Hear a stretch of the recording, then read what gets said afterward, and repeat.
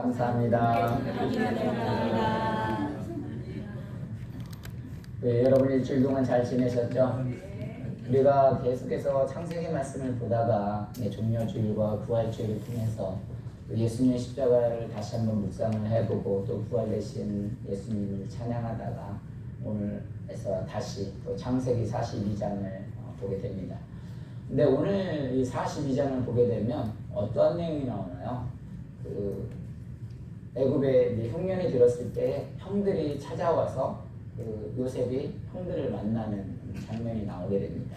근데 여러분 뭐 잘 아시는 대로 이미 요셉은 애굽의 총리가 된 지가 꽤 됐죠. 왜냐면 17살 때 형들하고 이제 피해서 13년이 지난 30세 애굽의 총리가 되었고 또 그 30세 애굽의 총리가 되었을 때 7년의 풍년이 지난 후에 또 1, 2년 정도는 아무리 흉년이라고 해도 조금 지난 상태니까 적어도 22년 형들을 이제 처음 만나는 장면이에요.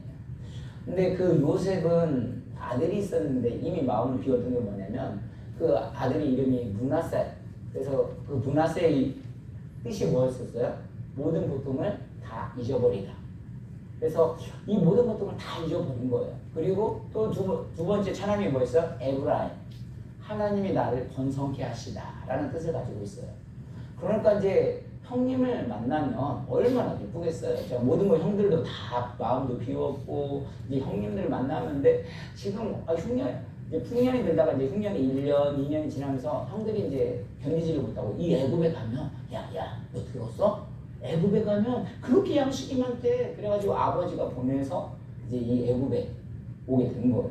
그러니까 형들을 딱 만나는데 이제 어떻게 본문을 시작하냐면 42장 7절을 한번 보겠습니다. 같이 읽습니다. 시작.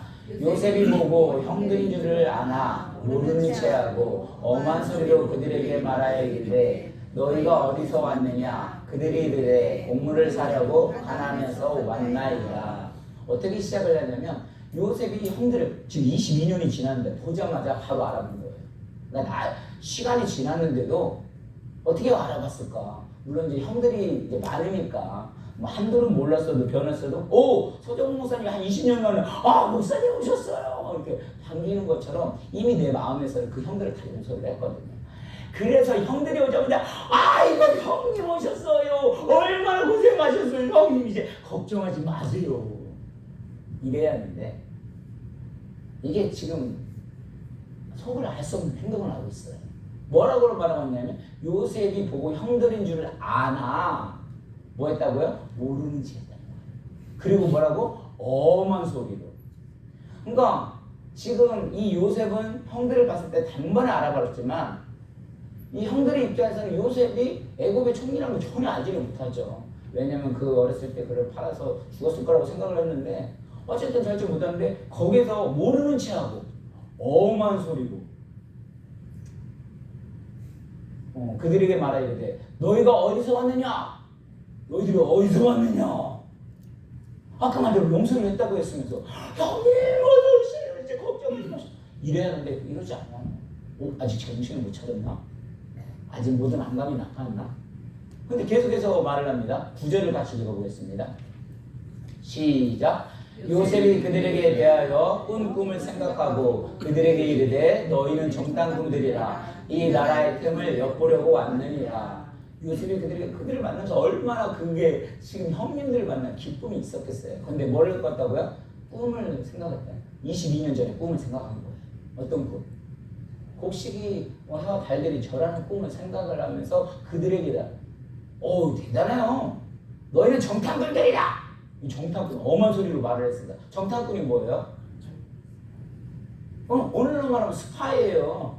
그 스파이라는 걸 알게 되면 어떻게 돼요?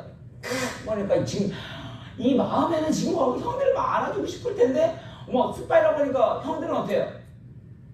이게 지금 떨릴 거라는 거예요. 야, 그래서 사람은 오래 살아봐야 돼. 정탐꾼은 사람의 우리가 속단말이 있잖아요. 10길 물속은 알아도 한 길 사람 속은 모른다고.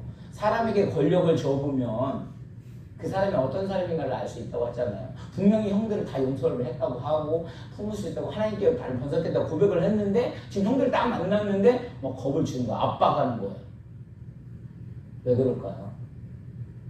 미친 걸까요?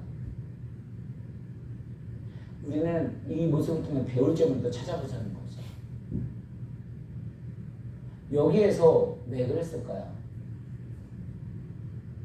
아이고 형님 용서해줄게요 하면 어떤 일이 벌어져요? 그 사람은 자신을 다시 되돌아볼 수 있는 기회의 시간들이 전혀 없는 거예요. 그러니까 무슨 이야기냐면 진짜 사랑이 뭘까? 여러분 진짜 사랑이 뭘까요? 애가 잘못을 했다. 그러면은 아이고 내 아들이니까 엄마 아빠들은 그렇게 해요. 잘못을 했어도 어떻게 돼요? 그냥 품어줘요. 그런데 정말 올바른 교육적인 측면에서는 어떻게 할까요? 일단 그 잘못을 분명히 알려준단 말이에요. 때리고서라도 그 다음에 어떻게 돼요? 잘못했다고 했을 때 그때 안아주잖아요. 엄마의 마음은 실질적으로 그러지 않을 거예요. 그냥 바로 알아주고 싶을 거예요. 근데 저는 이 요셉의 이야기를 통해서 여러분이 그냥 하나의 이야기를 듣지 않았으면 좋겠어요. 여기에서도 우리가 계속해서 예수 그리스도를 묵상하고 예수 부활을 찬양을 했던 것처럼 그리스도의 모습을 발견했으면 좋겠어요. 무슨 소리냐면 그리스도는 우리가 여기 온 것만을 바라고 있지는 않을 거예요. 이 형들이 회개를 통해서 올바로 서지는 것처럼 우리 하나님께서 우리에게 기대하는 것은 우리가 늘 죄인인 것을 알게 하시는 거예요. 무조건 사랑을 해서 다 품어주는 게 아니거든요. 제가 예전에 한국에서 사역을 할 때 여러분 보시기에 제가 좀 착해 보이나요? 아니면 여려 보이나요? 아니면 강해 보이나요? 이정재 권사님. 이정재 권사님께서 보시기에 제가 어떤 모습인가요? 이게 말씀을 더 지혜롭게 하셔야니까 생각을 많이 하시는 것 같아요. 제가 예전에 한국에서 사역을 하는데 시골에서 사역을 했었어요. 시골에서 자랐고.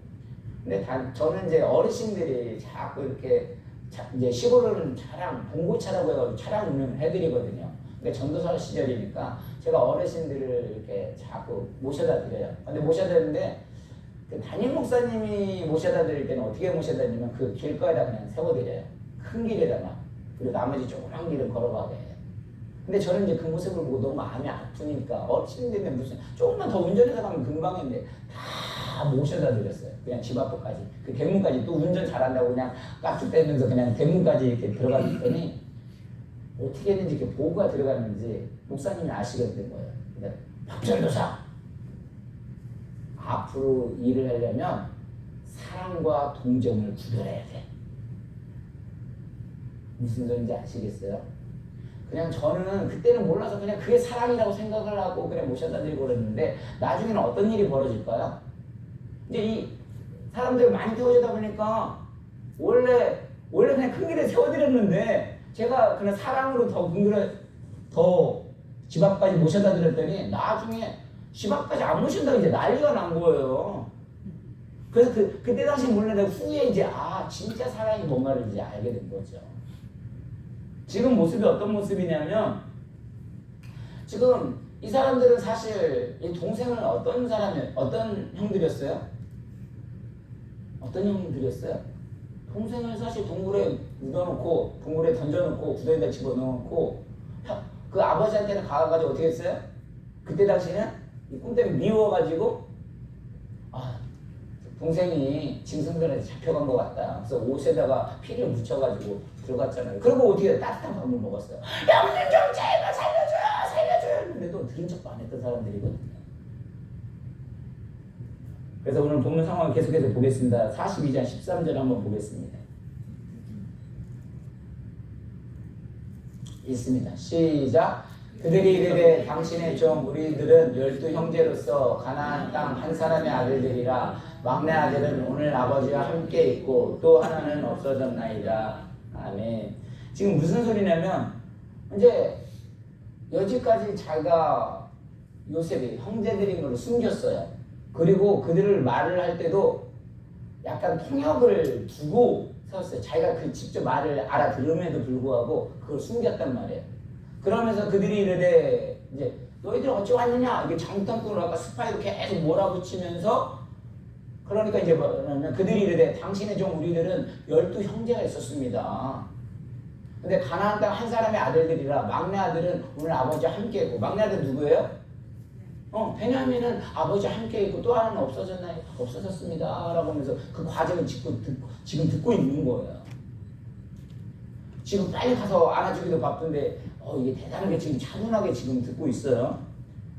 그래서 이게 대화를 잘하는 거 보니까 여기 묻지도 않았는데 형들이 어떻게 된 거야? 그 과정을 얘기를 하는 거예요. 우리는 12형제 있었는데 하나는 지금 막내는 어떻게 된 거야? 아버지고 있다. 그러니까 그걸 물음으로 말미암아 이미 뭘 정보를 얻은 거야? 아, 베냐민이 아직 있구나. 아버지가 아직 살아계시는구나. 얼마나 기쁘겠어요. 빨리 쳐서 저거 같으면 승기 급해가지고 형님도 고생했었는데 그래도 안 해요. 어떻게 했어요? 그 다음에 창세 42장 17절 시작. 그들을 다 함께 3일을 가두었더라. 3일을 어디다 가두었다는 거예요? 감옥에 가둬버린 거예요. 나는 너희들의 말을 믿을 수 없다. 그래서 감옥을 가둔 거야. 감옥을 왜 가뒀을 거야? 니네들도 한번 고생해봐라. 나 지금까지 고생 엄청 했는데 목회가 얼마나 힘든지 니네도 한번 알아봐야 돼. 그래서 고생시킨 걸까요? 사실 감옥에 가시면 이 요셉은 가장 잘 알아요. 자신이 감옥에 가면 얼마나 힘들고 어려운 거. 근데 또 하나는 뭐예요? 아까 말대로 동정과 사랑을 구별하는 것처럼 자기 성찰할 수 있는 기회거든요. 항상 얘기하지만 저도 운동을 하잖아요. 근데 학생들이 딱 들어오게 되면 이게 빨간 때 하얀 때는 참 겸손하게 잘해요. 근데 한 1단, 2단 정도 들어가면 아주 자기가 천하만주에서 교만해가지고 메스터고 한번 싸워보고 싶고 날 붙이고 싶고. 그럼 우리들이 보면 어떨까요? 가소롭기도 하지만 아직은 좀 더 배워야겠다 그런 생각이 들어가는 거거든요. 근데 요셉이 감옥에 들어가면 얼마나 힘든지 알아요. 그럼에도 불구하고 형들이 지금 3일 동안 가둬버리는 거예요. 왜요? 자기 성찰을 할 수 있도록 돌아볼 수 있는 기회를 주는 거예요. 그러면서 요셉이 이 감옥에 어떤 변화를 이뤄낼지를 이미 알고 있는 거죠. 얼마나 힘들은지. 그다음에 3일 만에 꺼냅니다. 그러면서 4장 21절에서 23절까지 같이 보겠습니다. 시작. 그들이 서로 말하되 우리가 아우의 일로 말미암아 범죄하였도다. 그가 우리가 억울할 때에 그 마음의 괴로움을 보고도 듣지 아니하였으므로 이 괴로움이 우리에게 임하도다. 루벤이 그들에게 대답하여 이르되 내가 너희에게 그 아이에 대하여 죄를 짓지 말라고 하지 아니하였느냐. 그래도 너희가 듣지 아니하였느니라. 그러므로 그의 핏값을 치르게 되었도다 하니 그들 사이에 통역을 세웠으므로 그들은 요셉이 듣는 줄을 알지 못하였도다. 무슨 소리야? 지금 형들이 이제 감옥에서 하면서 나왔는데 이제 위로를 하는 거예요. 야, 내가 그때 너희들한테 그냥 죽이지 말고 그냥 던지지 말고 그냥 조금 용서해주자고 했잖냐. 용서 안 하더니 그 뭐라고 하는 거야? 그럼 그 핏값을 대가를 우리가 지금 받는 거다.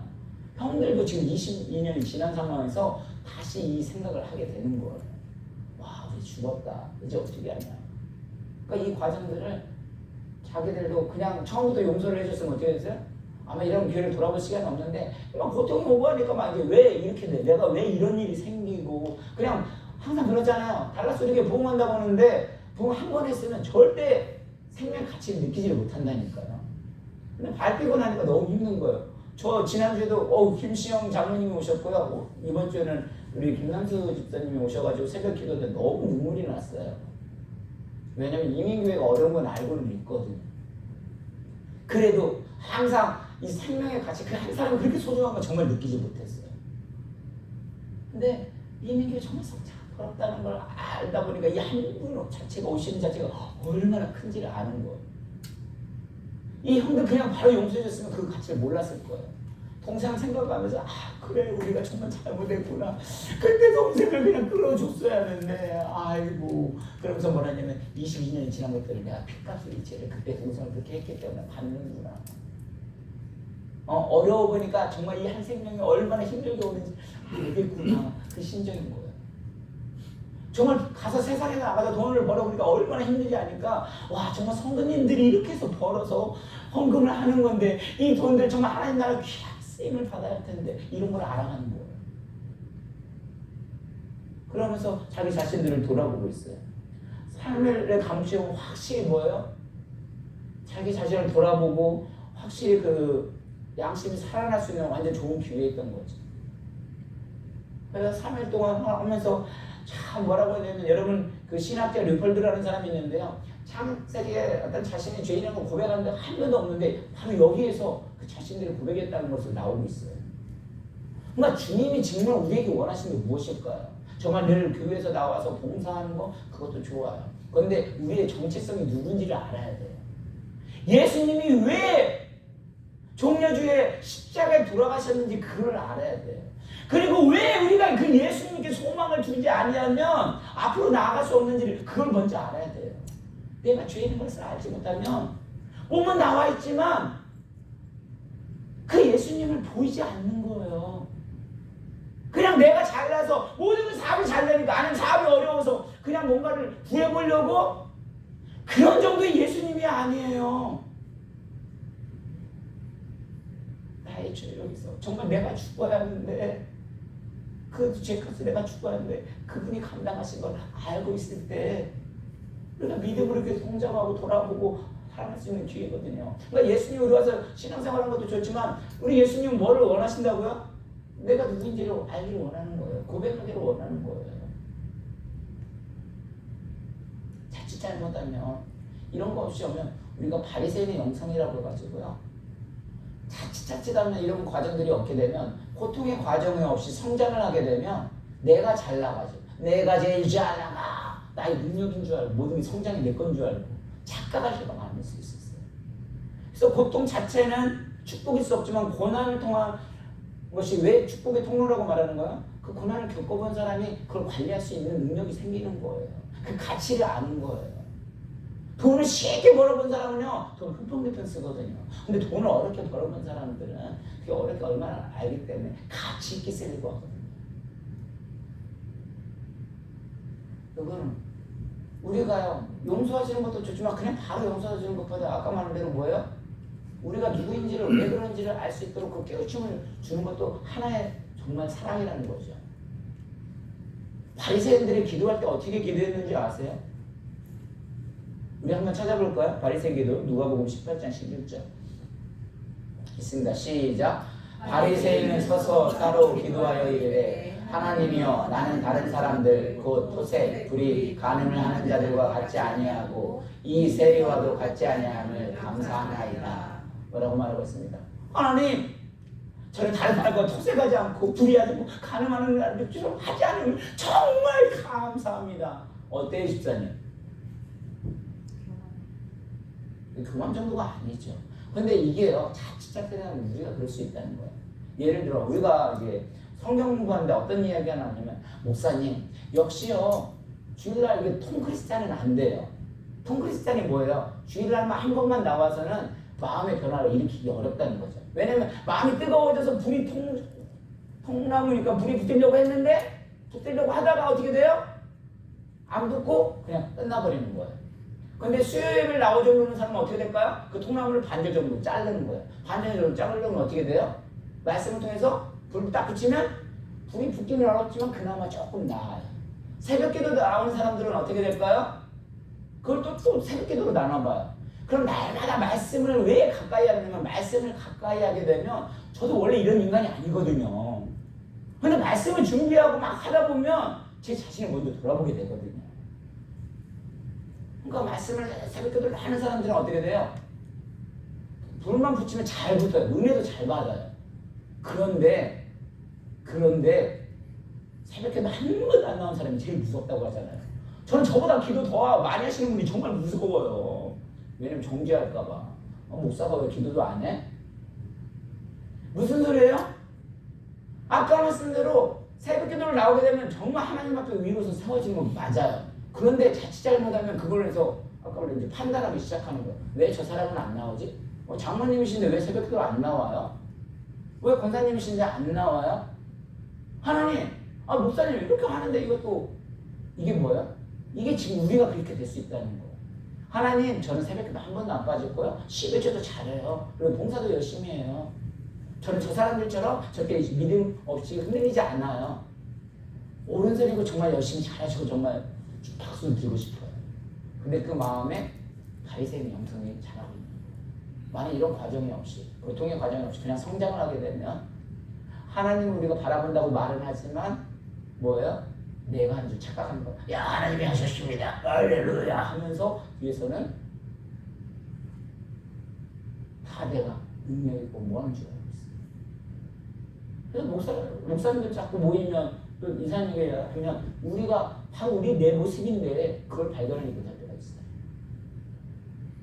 그러면서 뭐라고 말을 합니까? 오늘날도 그래요. 아까도 말씀드린 지금도 우리 이런 바리새인들이 많을 수도 있어요. 저 집사님 뭐를 도와주고 또 도와주는데 뭐를 도와줘야 하는데 사랑이 많으면 도와줘야 하는데 알죠? 근데 때로는 뒤에서 오늘날로 뭐라고 해요? 세상 말로 도와주면서도 호박씨를 까야 한다고 하나요? 나의가 너무 많아서 그래요. 그래서 어떤 목회자가 이런 말을 했어요.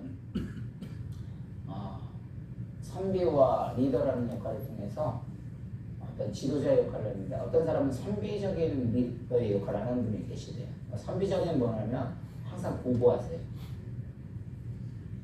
그러니까 많은 사람들은 뭐랄까 그냥 주변 사람들 다 변질된 사람으로 만들어버려 썩은 사람을 하면서 만들고 그러면서도 항상 고고하죠. 별로 손 안 대고 그냥 다 이렇게 이끌어가는 선비 스타일. 어떻게 보면 사람들은 대부분 선비 스타일을 좋아해요. 왜냐면 딱 봐도 인격주의 그대로 보면 좋아 보이고 그런 걸 잘하는 것 같아요. 근데 때로는 이 리더들은 욕을 많이 먹어요. 앞에 쓰다 보면. 근데 리더들이 그런 거를 먹을 정말 참된 리더들을 끌어갈 때는 그 어떤 개인보다는 어떤 전체적인 거를 생각을 할 때가 많이 있죠. 그러다 보면 욕을 많이 먹을 때도 있어요. 제가 하고 싶은 말이 뭐냐면 어째 보면 선비는 욕도 안 먹고 좋아 보여요. 그러나 그 내심, 이 내적인 마음에는 뭐가 있다는 거예요? 이기심이 상당히 많이 들어있다는 거예요. 고고한 척 하면서. 근데 진짜 리더들은 그렇지 않다는 거죠. 전체적인 거를 생각을 한다는 거예요. 내 개인적인 것이 아니라 전체적인 걸 한다는 거죠. 그래서 여러분 아시는 대로 아브라함 링컨 같은 경우도 그때 당시 전쟁을 일으켰을 때 아주 썩어가지고 이거 도저히 안 되니까 말을 안 들으니까 어떻게 된 거야? 전쟁을 일으켰어요. 그러니까 어떻게 된 거야? 저 사람들 전쟁을 일으키니까 그때 당시에는 악인으로 와 지목받고 나쁜 사람이라고 그랬거든요. 근데 후에 지나보니까 그 전쟁을 일으킨 것들이 그런 사회의 썩은 모습들이 안 되니까 전쟁을 일으켜서라도 그걸 바꾸려고 했다니까 오늘날은 아브라함 링컨 하면은 하나의 대표적인 지도자로 뽑히기도 하잖아요. 그러니까 지금 이 요셉이 바로 그렇게 안아줬더라면 어떻게 했을까요? 그런 걸 몰랐을 텐데 지금 이 스스로 요셉이 악역할을 하는 거예요. 저도 처음 성경을 때는 이거 이해가 되지 않더라고요. 아니 문화세속도 다 잃어버렸고 고통도 잃어버렸고 그러면 형님 오셨어요! 목사님 괜찮으세요? 놀라셨죠? 아까 반겨주라 하는데 왜 오셨어요? 우리 뭐 정탐하러 오셨어요? 교회?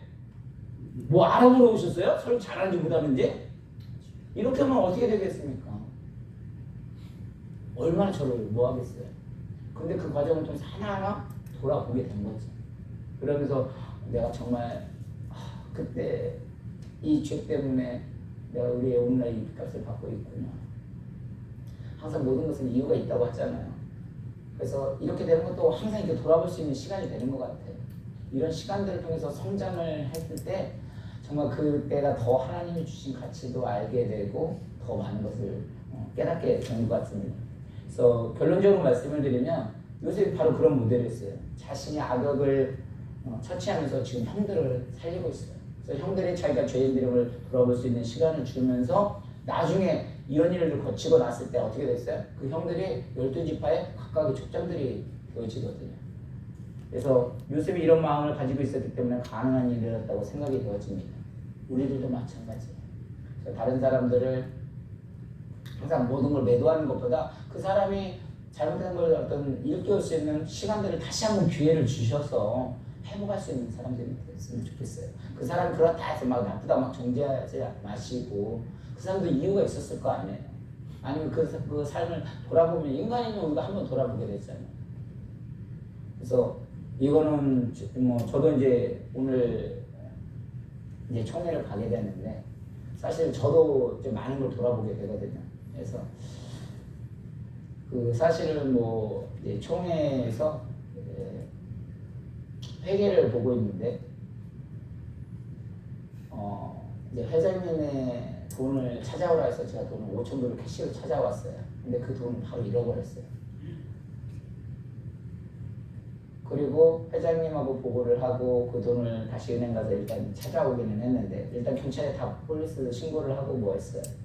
근데 이제 이런 걸 통해서 저도 한번 돌아보는 거, 왜 나에게 이런 일이 일어났을까? 제가 사실 돈 못 내는 스타일이 아니거든요. 여러분 아시다시피 워낙 꼼꼼한 성격인데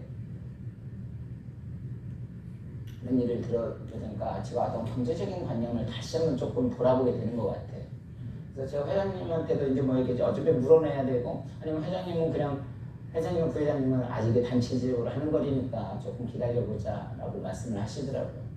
근데 스스로도 이제 그렇게 잃어버리니까 이걸 그냥 공개적으로 얘기를 해서 일단 사죄를 구하고, 또 500불 1000불이야 뭐 제가 뭐 몇 불과 뭐 한다 지금 이거 500불 1000불도 아니고 금액도 크고.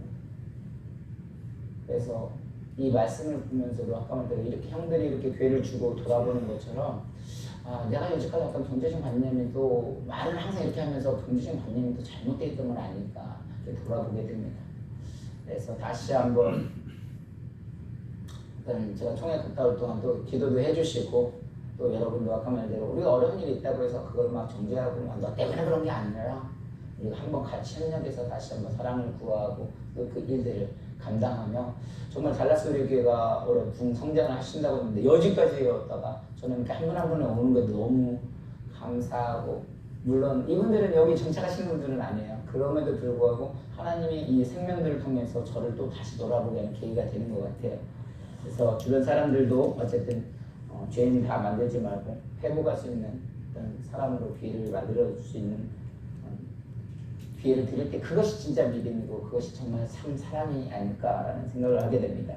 그래서 이 믿음이 저와 여러분 다시 한번 회복이 되어지고, 또 사람들을 회복시키는 요새처럼 이 인간관계 속에서도 그런 능력을 발휘할 수 있는 또 저와 여러분이 되기를 주님의 이름으로 간절히 축원합니다. 우리 이 시간 함께 기도하겠습니다. 기도할 때 하나님